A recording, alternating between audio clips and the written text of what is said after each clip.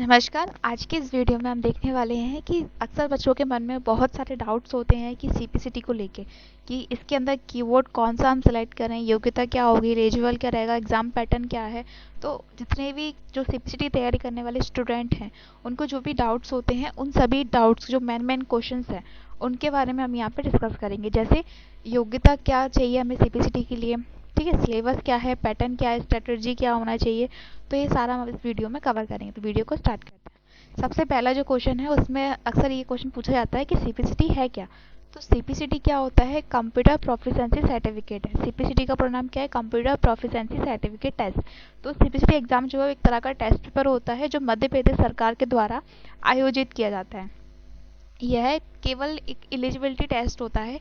अगर आप सीपीसीटी पास करते हैं तो आपकी जॉब नहीं लगती है, केवल आप जॉब के लिए एलिजिबल हो जाते हैं। ठीक है, जैसे कंप्यूटर ऑपरेटर की वैकेंसी निकली है तो बाकी लोगों ने फॉर्म भरा है, आपने भी फॉर्म भरा है, तो कौन एलिजिबल है उसके लिए आपको एलिजिबिलिटी मिल जाती है सर्टिफिकेट के द्वारा। क्लियर? तो जो आपका कौन लेती है? एमपी गवर्नमेंट के द्वारा इस सीपीसीटी एग्जाम को कराया जाता है। क्लियर? नेक्स्ट क्वेश्चन है हमारा, सीपीसीटी क्यों जरूरी है, यही हम आपको बता रहे थे। सीपीसीटी पास करने के बाद हम असिस्टेंट ग्रेड 3 में अप्लाई कर सकते हैं, डेटा एंट्री ऑपरेटर के लिए कर सकते हैं, टाइपिस्ट के तौर पे हम कर सकते हैं, पटवारी एग्जाम में भी पूछा जाता है, एमपी के जितने भी नगर निगम बोर्ड, ठीक है, यहाँ पे जितने भी वैकेंसी निकलती हैं तो सीपीसीटी क्लियर है तो आप इनके अंदर अप्लाई कर सकते हैं।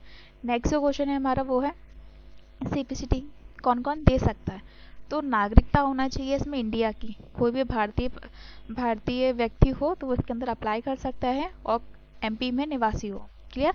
नेक्स्ट हमारे इसकी क्वालिफिकेशन क्या है, यानी कि सीपीसीटी के अंदर क्या क्या क्वालिफिकेशन मांगी जाती है। तो सबसे पहले हमारा कैंडिडेट 12th पास होना चाहिए।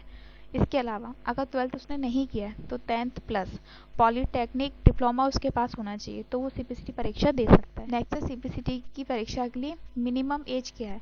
तो मिनिमम एज उसमें 18 प्लस मांगी है और अधिकतम जैसे 40 होती है, 45 होती है गवर्नमेंट जॉब्स में, तो उसका अधिनियम यहाँ पे एज का आपको मिल जाएगा। नेक्स्ट है सीपीसीटी साल में कितनी बार दे सकते हैं। तो यह जो एग्ज़ाम होता है साल भर में लगभग 5 से 6 बार ये एग्ज़ाम कराया जाता है, जिसमें हर 2 महीने के अंतराल में हमें ये एग्ज़ाम फॉर्म देखने को मिल जाता है। क्लियर? तो जैसे मान के चलिए अगर एक मार्च में है तो फिर आपका मई में जाएगा, जुलाई में जाएगा, ऐसे इसका कैलेंडर आता है। तो साल में लगभग 5 से 6 बार इसको एग्ज़ाम ये होता है, जिसमें आप कभी भी जॉब की तैयारी हो तो हम फॉर्म भर के इसमें पार्टिसिपेट कर सकते हैं।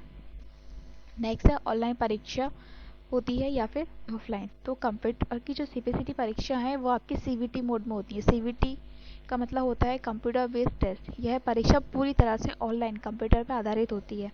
क्लियर? जिसमें आपको एग्ज़ाम सेंटर पर जाना होता है, वहाँ पे आपको कंप्यूटर पे एमसीक्यू क्वेश्चन और टाइपिंग टेस्ट देना रहता है।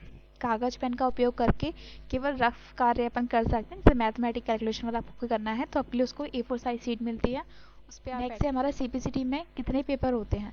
तो सीपीसीटी में मेनली 2 पेपर होते हैं। एक होता है मल्टीपल चॉइस क्वेश्चन, जिसमें आप कंप्यूटर, मैथ्स, रीजनिंग, ठीक है, ये सब पढ़ते हैं। सेकंड पार्ट होता है इसका टाइपिंग, जिसमें आपके 2 पार्ट होते हैं, हिंदी टाइपिंग और इंग्लिश टाइपिंग। दोनों ही 15-15 मिनट का रहता है। दोनों ही सेक्शन में आपको पास होना कंपलसरी रहता है। अगला जो है वो हमारा सीपीसीटी का सिलेबस। तो सीपीसीटी सिलेबस में सबसे पहले हमारे पास आता है कंप्यूटर प्रोफिशिएंसी, जिसके अंदर आपको कंप्यूटर का basic operating software, hardware, internet, networking, multimedia, ये सारा सीखना रहता है। जो सेकंड चैप्टर रहता है हमारा वो रहता है सेकंड पार्ट में, इसमें रीडिंग कॉम्प्रिहेंशन, जिसमें आपको हिंदी या इंग्लिश का गद्यांश दिया जाता है, उसी में से आपको पढ़ के आंसर लगाना रहते हैं। ठीक है। जो अगला पार्ट होता है इसमें वो होता है एप्टीट्यूड, यानी गणितीय समस्याएं, जो आपको सम मिलते हैं, सम को आपको सॉल्व करना रहता है, मैथमेटिक्स। और फिर इसके बाद है मेंटल एबिलिटी यानी कि रीजनिंग। फिर नेक्स्ट है आपका जीए, जनरल अवेयरनेस जो रहता है आपका, वो आपका आएगा सामान्य ज्ञान। फिर इसके बाद आता है सीपीसीटी में कितने प्रश्न आते हैं। जैसे कंप्यूटर की अगर हम बात करें तो कंप्यूटर के टोटल 52 प्रश्न आते हैं। ठीक है। रीडिंग की हम बात करें तो उसमें 5 प्रश्न आते हैं। मैथ की हम बात करें तो 6 प्रश्न, रीजनिंग के भी 6 प्रश्न आते हैं, जनरल नॉलेज के भी टोटल इसमें 6 प्रश्न आते हैं। ऐसे करके आपका ये कुल प्रश्न आपके 75 के बनते हैं। क्लियर? सीपीसीटी परीक्षा का समय कितना होता है। तो इसमें जो एग्ज़ाम होता है सीपीसीटी परीक्षा में 75 नंबर आपके किसके लिए मिलते हैं, आपको मल्टीपल चॉइस क्वेश्चन के लिए मिलते हैं। और 15 मिनट मिलते हैं आपको इंग्लिश टाइपिंग के लिए, 15 मिनट ही मिलते हैं आपको हिंदी टाइपिंग के लिए। तो कुल मिला के लगभग जो टाइम होता है आपका 120 मिनट होता है। क्लियर? सीपीसीटी की फीस कितनी होती है? तो सीपीसीटी की जो भी फीस होती है जनरल, ओबीसी, एसटी वाले सबके लिए समान होती है। 660 रुपये इसका शुल्क रहता है ऑनलाइन, अगर आप खुद फॉर्म भरते हैं। अगर आप ऑनलाइन भरवाते हैं तो 660 रुपये पोर्टल चार्ज रहता है। इसके अलावा वो अपनी प्रोसेसिंग चार्ज आपको ऐड करके बताएगा जितने भी आपके फॉर्म भरवाओगे उस टाइम। नेक्स्ट है इसमें क्वेश्चन नंबर हमारा अगला कि सीपीसीटी में नेगेटिव मार्किंग होती है क्या? तो सीपीसीटी में कोई भी नेगेटिव मार्किंग नहीं होती है। जो आपका आंसर सही है वो सही, जो गलत है वो गलत। क्लियर? अगला है हमारा सीपीसीटी का रिजल्ट कब आता है? जैसे ही आप एग्ज़ाम दे देते हैं तो एग्ज़ाम देने के बाद ही आपको स्कोर प्रीव्यू मिल जाता है, उसी में आपका रिजल्ट आपको दिख जाता है कि आपका स्कोर कार्ड पास हुआ या फिर फेल हुआ। इसके बाद है सीपीसीटी सर्टिफिकेट कितने समय तक वैलिड होता है? तो सीपीसीटी जो वैलिड होता है, वैलिडिटी उसकी 7 वर्ष कर दी गई है। इससे पहले वो 2 या 4 वर्ष का था। सीपीसीटी कितनी बार दे सकते हैं? तो अनलिमिटेड टाइम आप अटैम्प्ट कर सकते हैं। सीपीसीटी परीक्षा में के प्रयासों में कोई आपकी कोई लिमिट नहीं दी है, आप जितनी बार चाहें उतनी बार दे सकते हैं अगर एक बार में क्लियर नहीं होता है। वैसे आप अच्छे से स्टडी करेंगे तो एक बार में आप एग्ज़ाम को क्लियर कर सकते हैं। सीपीसीटी फॉर्म कैसे भरें? तो सीपीसीटी फॉर्म भरने के लिए सिंपल सी प्रक्रिया है कि पहले हम उस वेबसाइट पे जाएंगे। वेबसाइट पे जाने के बाद रजिस्ट्रेशन अप्लाई करना होगा। रजिस्ट्रेशन के बाद हम लोग यहाँ पे एप्लीकेशन फॉर्म आता है, फिर एप्लीकेशन फॉर्म भरते हैं, फिर फीस भरेंगे। ठीक है? और एडमिट कार्ड एग्ज़ाम से 7-8 दिन पहले, 1 हफ्ते पहले आ जाता है, तो आप उसे डाउनलोड कर सकते हो। इनमें से जिस भी चीज़ की आपको प्रोसेसिंग चाहिए हो तो हम उसके ऊपर एक वीडियो यहाँ पे बना देंगे या यूट्यूब पर ऑलरेडी डले हुए हैं, आप उनको देख सकते हैं। अगला जो क्वेश्चन है वो हमारा सीपीसीटी की तैयारी कैसे करें?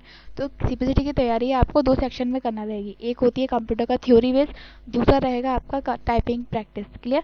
तो सिलेबस के अनुसार कंप्यूटर फंडामेंटल पूरा आप पढ़ लें अच्छे तरीके से और पीवाईक्यू को भी हल करें। ठीक है? रोज़ कम से कम 1 या 2 घंटे की प्रैक्टिस करेंगे हिंदी और इंग्लिश टाइपिंग दोनों के लिए। सीपीसीटी के बाद कौन सी नौकरी मिल सकती है? तो जैसा हमने आपको बताया था, सीपीसीटी के बाद आपको नौकरी नहीं मिलती है, बस आप एलिजिबल हो जाते हैं कि आप इस एग्ज़ाम को दे सकते हैं।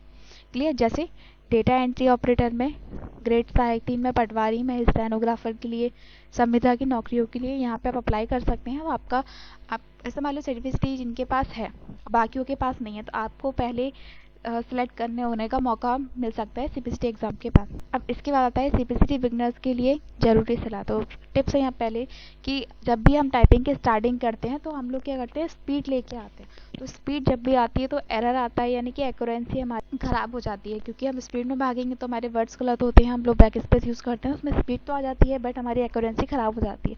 बट एक्यूरेंसी काफ़ी ज़्यादा मैटर करती है, तो इसलिए हमें स्टार्टिंग में हमें अपनी एक्यूरेंसी परफेक्ट रखनी है कि वर्ड हमारी गलत ना रहे, उस पर ध्यान देना है। जैसे जैसे टाइम के साथ हम प्रैक्टिस करेंगे तो ऑटोमेटिक स्पीड हमारी बढ़ने लगती है। इसके बाद जैसे परीक्षा का पैटर्न की अगर हम बात करें तो परीक्षा पैटर्न जो होता है उसमें आपका एमसीक्यू क्वेश्चंस आते हैं 75 मिनट के, 75 मार्क्स के। ठीक है? जिसमें पासिंग मार्क्स आपको चाहिए होता है मिनिमम, कम से कम थ्योरी में पास होने के लिए 38 नंबर आपको चाहिए होते हैं। इंग्लिश टाइपिंग 15 मिनट ड्यूरेशन रहती है और इसमें आपको कम से कम 30 की स्पीड चाहिए। ठीक है? हिंदी टाइपिंग भी आपको 15 मिनट ड्यूरेशन देते हैं और 20 की स्पीड आपसे मांगी गई है। ठीक है? इसके बाद आपका एग्ज़ाम कैलेंडर की अगर हम बात करें तो एग्ज़ाम कैलेंडर जो है इसका 1 जनवरी में होता है, 1 मार्च में, 1 मई में, जून में, सितंबर में और 1 नवंबर। टोटल इसमें 6 मतलब साल में इसके 6 बार एग्ज़ाम होते हैं। उनमें से आप जिसमें भी अप्लाई करना चाहते हो, जब तैयारी हो जाए तो उसके बाद आप उसमें फॉर्म भर के आप इस एग्ज़ाम में बैठ सकते हैं। इसके बाद है strategy of clear CPCT exam. सबसे पहले सफलता का मूल मंत्र इसमें एक तरह से आप बोल सकते हैं कि स्टडी किस तरीके से किया जिससे रिजल्ट में हम पास हो जाएं। तो उसके लिए टारगेट आप करके चलिए थ्योरी सेक्शन को 40 प्लस। एमसीक्यू क्वेश्चन में पासिंग मार्क्स 38 होते हैं बट हम टारगेट लेके चलें कितना, 40, तब जाके आप इसको कवर कर सकते हैं। क्लियर? इसके बाद आता है कीवर्ड। तो कीवर्ड जब भी आप फॉर्म भरेंगे तो फॉर्म भरते रहे हम अच्छे से माइंड में 2 बार फॉर्म, 3 बार, 4 बार, 5 बार आप चेक कर लें अच्छे से, उसमें जो आपने हिंदी टाइपिंग सीखी है वही फॉन्ट आप सेलेक्ट करें। मोस्टली लोग रेमेंटन गैल सीखते हैं इसलिए आप उसी को सिलेक्ट करें। ठीक है? अगर आपका इंग्लिश स्क्रिप्ट है तो आप उसे चूज़ कर सकते हैं। इसके बाद आती है कंसिस्टेंसी। एग्ज़ाम से 1 महीना पहले टाइपिंग को बिल्कुल भी स्टॉप नहीं करना है, आपको डेली ही प्रैक्टिस करनी है और प्लस आपको मॉक टेस्ट देना है। ठीक है? मॉक टेस्ट आप सेक्शनल भी दे सकते हो और अगर फुल दोगे ज़्यादा बेस्ट रहेगा। आज की वीडियो में इतना ही, बाकी का हम नेक्स्ट पार्ट में कवर करेंगे।